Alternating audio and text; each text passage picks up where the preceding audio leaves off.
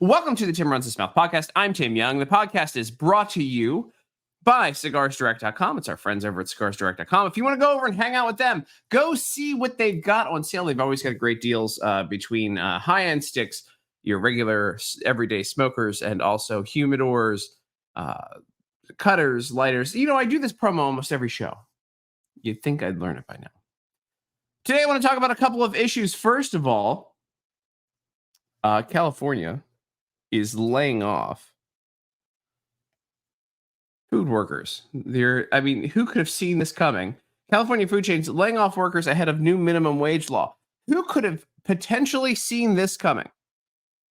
When you raise the minimum wage to $20, what do you think is going to happen? Again, in a communist world, which is what California is trying to create, they believe that magically this money will come from like some sort of executive or something, that somehow this will be paid for by some sort of executive taking a bit of a cut on their paycheck.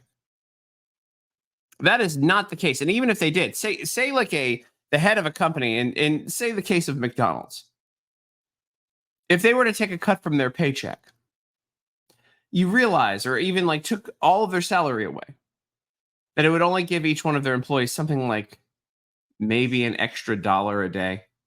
Maybe. Not even that. So get ready for automated everything in California. Again, these are laws that don't make any sense because they actually favor places that at one point there was a back and forth whether or not it favored Panera Bread, because it just so happened that the owner of Panera Bread donated to Gavin Newsom's campaign, or at least one of his PACs. So they weren't sure if that was part of it, because one of the exceptions in the rule when they came up with this $20 minimum wage was if there was a bakery on site or they sold baked goods, some sort of combo of those things, that the new laws wouldn't apply to them. I think it's pretty smart. I mean, hey, if you're trying to avoid having to pay your workers, then sure. But again, $20 minimum wage. Why not just make it $1,000 an hour minimum wage? Why not just bankrupt all these companies? This is how stupid these Democrats are. They don't understand basic economics. They don't understand where this goes. They don't understand inflation. They just believe that money can grow on trees or just come from rich people who they're trying to hose. And if you try to hose the people at the top, what's going to happen is called trickle-down economics, where if you incentivize people at the top, they can create more jobs. If you start to raise the cost of running a business in California, where do you think the cost is going to come from? It's not going to come from the people who run the company. In fact, it may even just end up with people leaving the state, which I don't doubt is going to happen when they start closing down stores. Why would you, and you've already seen this in San Francisco and Oakland where there's so much crime, why would you even continue to operate your businesses? I believe in Oakland, because of crime, they shut down all indoor dining or inside dining at Taco Bell's. That was within the last couple of weeks. So why not just shut them down? If you're losing money in these places, why would you continue to operate a business there to begin with? If crime is so bad, if you're getting robbed like most Walgreens are, Targets, Walmarts, you're shutting down anyway, then you have this fast food minimum wage of $20. Why would a fast food restaurant continue to operate in these places? I foresee, if not everything going automated, then these restaurants are just absolutely going to leave California.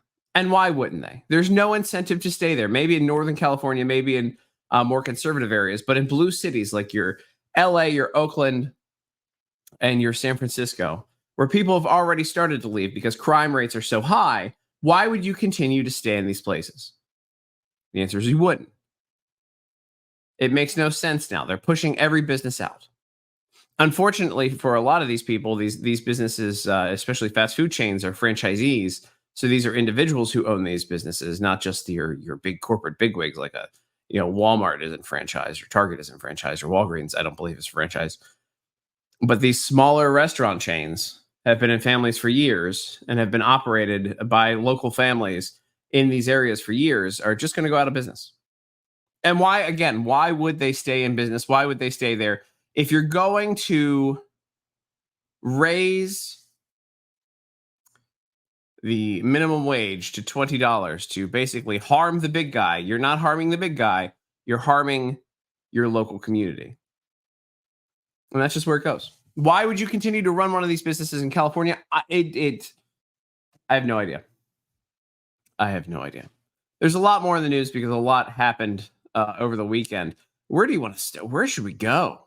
Where should we go with this? Oh, and I just closed. All right. I think we're going to go to yesterday, of course, was Easter when I'm taping this. This is Monday that I'm taping this on. Um, and Joe Biden declared yesterday from the White House Transgender Day of Visibility. Now, to let you guys know, Transgender Day of Visibility has been around apparently for years now, and it's always been March 31st. So that's not new, but the fact that they're spiking the football and talking about it when it comes on Easter, one of the high holy days, I don't think that's a good move. And it did not go unnoticed. Obviously, lots of people going crazy about it online. I talked about it online. I think April Fool's Day should be Transgender Day of Visibility, or Watch Your Back in Women's Locker Rooms at Planet Fitness Day. That's where this should be. But here is, and I can blow this up a little bit more. This is I believe, the former Archbishop. I need to get my stuff together here. Let me get it right who it is. I believe it was the former Archbishop of the Catholic Church. You're going to beat me up. Catholics are going to beat me up on this one. Yes. The Apostolic Nuncio to the United States of America. And he released a statement about Transgender Day of Visibility and how it is a slap in the face of Christianity. So I'm going to go through a little bit of this with you because I think it's pretty poignant. And I think Catholics, again, who hasn't, what religion hasn't been offended by this Biden administration? These are your liberals who got their, women's studies degrees and whatnot. They're making these terrible decisions. But this one was a slap in the face to Catholics and Christians across America. And here is Archbishop, former Apostolic Nuncio to the United States of America. And as he calls it, on the scandalous proclamation of March 31st as Transgender Visibility Day by, in quotes, President Joe Biden. I like this guy already. The word apocalypse in Greek means unveiling revelation. This revelation in sacred scripture concerns first and foremost the objective reality of good and evil. That is collective awareness of the ongoing war between God and Satan, between children and the light of the children of darkness. The unprecedented and scandalous proclamation of March 31st as Transgender Visibility Day by self-styled U.S. President Joe Biden, who dares to declare himself a Catholic, constitutes the most serious offense to God and to millions of Catholics and Christians in America and around the world, before which it is impossible not to react with due firmness. I urge American citizens and their representatives in government to recognize the total unworthiness of Joe Biden to hold an institutional position, which is well known he used fraudulent manipulative action to achieve in the 2020 presidential election. I love this guy. Again, a statement from the he's Archbishop and former Apostolic Nuncio to the United States of America.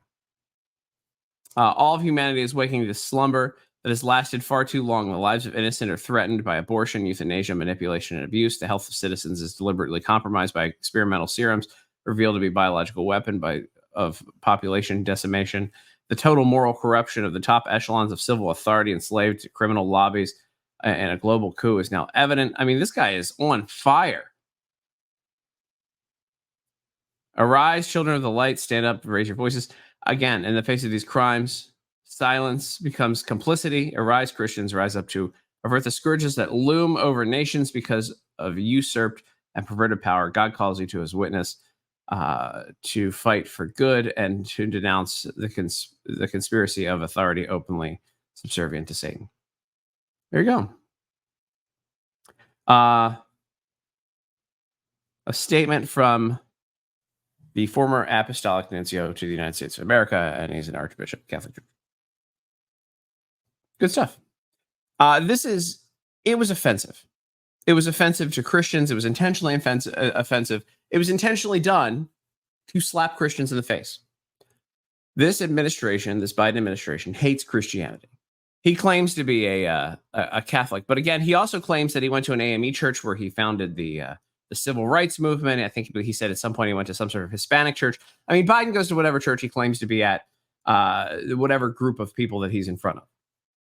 When he came up, when he grew up, he's gone to everything. He's been to every church. He's done everything. I'm surprised he hasn't said that or compared his small kitchen fire or Bo Biden's death to the crucifixion on the cross. I mean, that's just kind of where he is.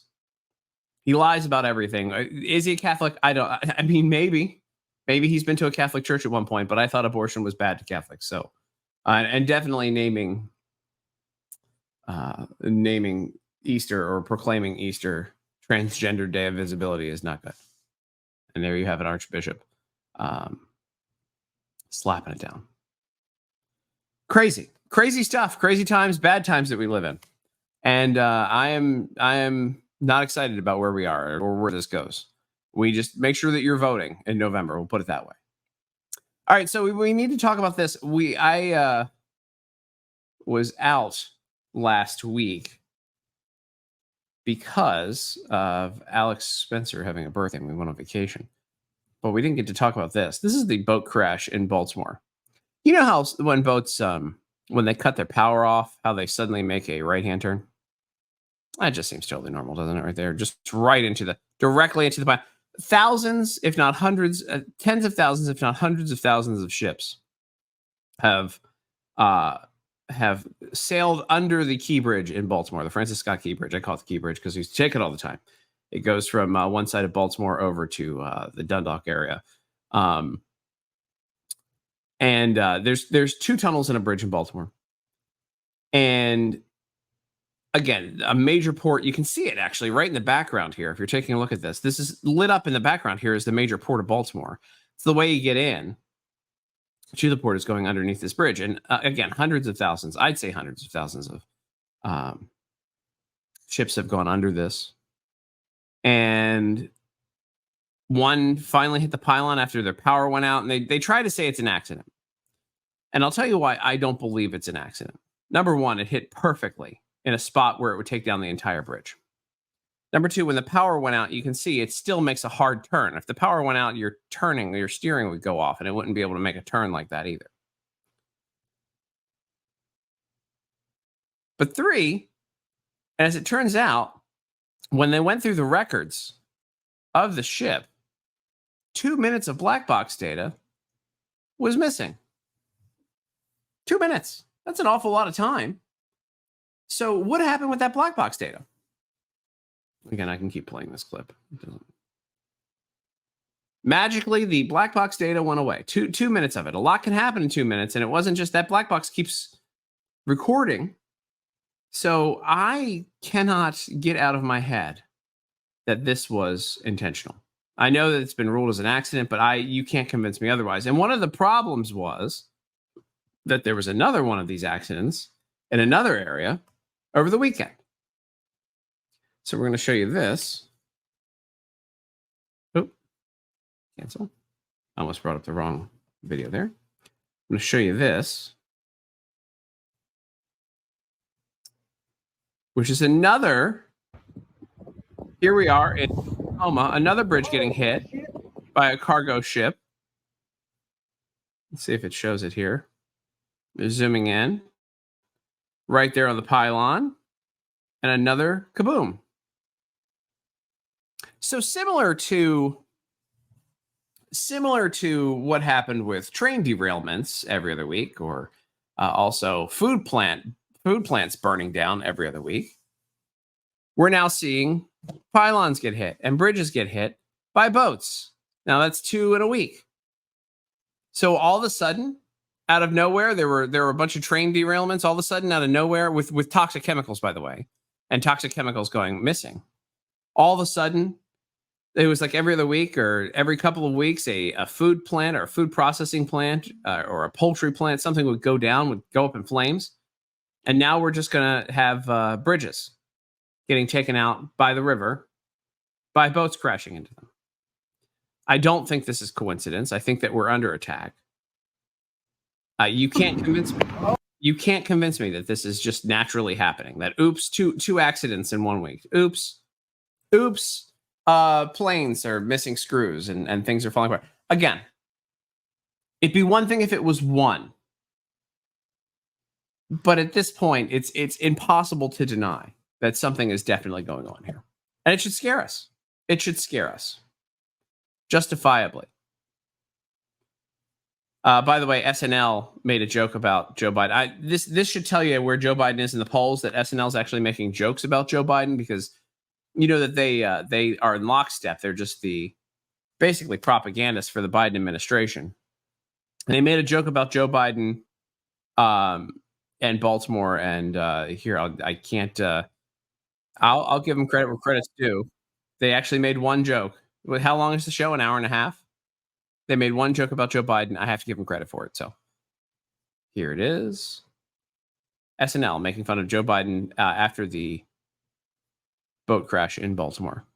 President Biden said Friday that he would visit the site of the Baltimore bridge collapse because, like that bridge, Biden is no longer connecting with Black communities.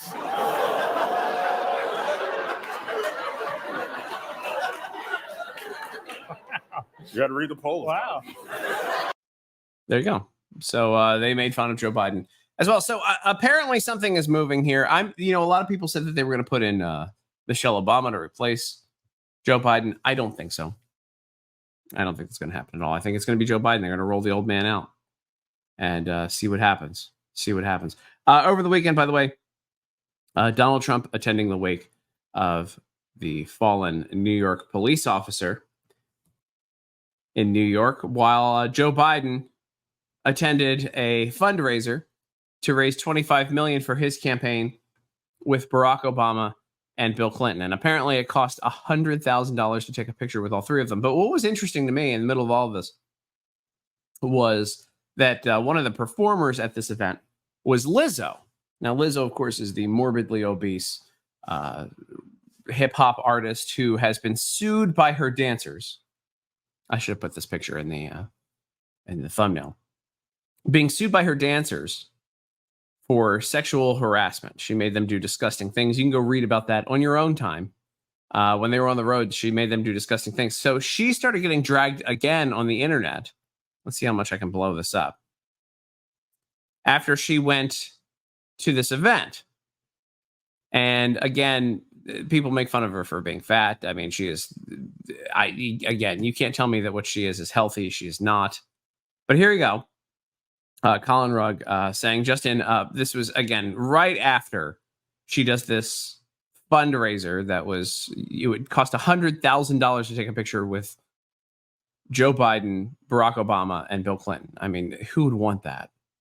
But $100,000 for that, and they raised $25 million. And Lizzo, who's being sued for sexual harassment of her own staff, multiples, wasn't just one, it was like 3 or 4, are suing her, was one of the performers. And she said that she's going to quit now that right after this event because she's tired of putting up with being dragged by everyone in my life and on the internet. All I want is to make music and make people happy and help the world be a little better than how I found it. No, not true. Not according to her staff that have worked around her. But I'm starting to feel like the world doesn't want me in it. I'm constantly up against lies being told about me for clout and views. I believe it was a New York court or maybe a California court, wherever her backup dancers are suing her, are allowing the case to go forward. That was just ruled on very recently. That the sexual harassment and hostile work environment case is moving forward. So I don't know if a court would agree that it's lies being told about her for clout and views. Being the butt of the joke every single time because of how I look. Well, let me tell you something. If she's tired of being the butt of the joke about how she looks every time, have you ever seen I'm not going to pull these pictures up, but she wears like nothing. She wears thongs and disgusting outfits. And then she wants people to not mock her for being this massive pile of lard that wears thongs. She wants people to be like, hey, don't comment on how I look. Don't how dare you tell me that I'm a fat pig when I am morbidly obese and then wear thongs in public. Again, this is somebody she wants to play the victim card because turns out when you throw your naked body out, which is gross for most people to do. Let's be real. I'm not doing that. There's a reason I don't do that. I wouldn't do it anyway. But there's you want to throw your naked your half naked body out everywhere, and people comment on it when it's gross. You get what you get. You want the commentary. You only want the good commentary. You want people to be like, "Oh, you're so sexy." Well, it turns out you're not. You're not. And you can't take the criticism. So if you don't want the criticism, don't put your naked body out there. Nobody has to. The world isn't designed to applaud you for every little thing you do, even when you believe you're confident enough to put your naked body out there. You get criticism. It just happens. So grow up. You're a millionaire for it. But I'm starting to feel like the world doesn't want me in it. I'm constantly up against lies being told about me for clout and views, being the butt of a joke every single time because of how I look. My character being picked apart by people who don't know me and disrespecting my name. I didn't sign up for this shit. I quit. And there's her little... Now, actually, you know what? I'm going to do this for dramatic effect for you guys at home. Where's this picture at? It's disgusting. This is the person who doesn't want to be criticized for her body. I apologize for this. I can't not put this up. That is disgusting. She's disgusting. You dress like that, like a disgusting pig, and then you go and whine that people don't want you around anymore. How dare you disrespect me? You disrespect the world by dressing like a pig like that. What do you expect is going to happen? It's absolutely gross. All right, let's move on to other news. Just disgusting. I apologize for showing I had to show that picture for the effect. I can't get enough of this. A New York news station, ABC 7, went on the other day, and there's a squatting problem around the country. It just so happens to be at the exact same time that people are coming across our border. Folks are flooding across the southern border at the exact same time, unchecked. So you have millions of illegal immigrants coming to your town, and now they can just kind of take over houses. What a convenient time in New York and in California. But the New York television station here, ABC 7, you can do this, Bill. Look, this was $3.47 at Home Depot. It is a no trespassing sign. You could put this up in your front door, on your property line, somewhere where you can see it from the street. But this is the catch. Take a time-stamped picture of the sign. Most iPhones do this automatically because what you want to prove to police is that the sign was up before the squatters moved in. You know what I mean? So that'll do it. There you go. I don't think we need to watch the entire segment, but there you go. Wow, wow, wow. They figured it out, guys. How to stop squatters. How to stop somebody who's going to steal your entire house and all the property in it. A no trespassing sign. And make sure you take a picture of it ahead of time. That's how you're going to stop squatters, is a no trespassing sign. Just like gun-free school zone has stopped all school shootings. Those signs, when you see those signs, it'll stop a criminal. I didn't know if you guys didn't know that. That's a thing. I had no idea. All you have to do is put up a sign. It stops criminals. Who knew that signs stop criminals? I had just no clue. So there you go. You want to stop squatters? According to ABC 7, all you got to do is put up a no trespassing sign, just like that one. $3.40. It'll stop them. In Texas, we have a thing here called the Second Amendment, and that stops our squatter problem. Well, if you're into people who are confused and can't quite get the message down, then boy, oh boy, are you going to like this next story. And the last one, the Easter egg roll, of course, at the White House this week. While we're taping this, the Easter egg roll is happening over there at the White House. And Joe Biden, boy, oh boy, he is just ready. Who can forget the time that he did a Hitler impersonation in front of Independence Hall when he said that all of the Republicans and the MAGA Republicans were an enemy to democracy and yada, yada, yada. You know what? He's here to tell us that his message to Americans with Al Roker, who's 800 years old, all of these people in this are 800 years old. His message, hey, we just need to stop the negativity, guys. What's your message to people about why they've got to engage and get out there to vote? Well, I think people are going to surprise people again. They're going to engage. An overwhelming response when we're out on the road. Look, we have tens of thousands of people contributing $5-10 a pop. We've opened up 100 headquarters. We have people waiting to just get engaged. I mean, I just think people are so tired of the negativity that is propagated that they just want to get engaged. They want to change things. People are so tired of the negativity, says Joe Biden. They just want to get engaged. They just want to change things. Yeah, that's what it is. They're tired of the negativity. People are donating $5 to Joe Biden because he named Easter Trans Day of Visibility. We'll put out a declaration calling Easter the Trans Day of Visibility, dividing the country even more. But no, it's just people are tired of the negativity. They're tired of the negativity, guys. No, they're tired of Joe Biden. That's why they're giving money to Donald Trump. Again, Donald Trump, who attended the wake of a fallen New York Police Department officer.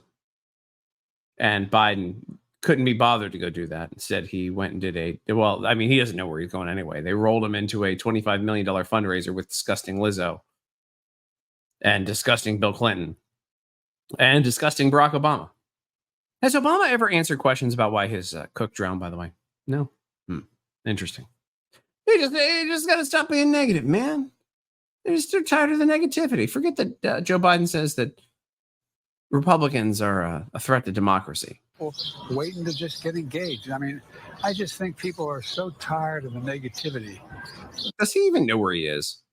He's got like old man, like liver spots on his hands too. They're just tired of the negativity, man. Just tired of it. All right, that's going to be it for this episode of Tim Runs His Mouth. I'm Tim Young. Go to cigarsdirect.com, and I want to thank American Greatness for powering this as well. We will see you next time.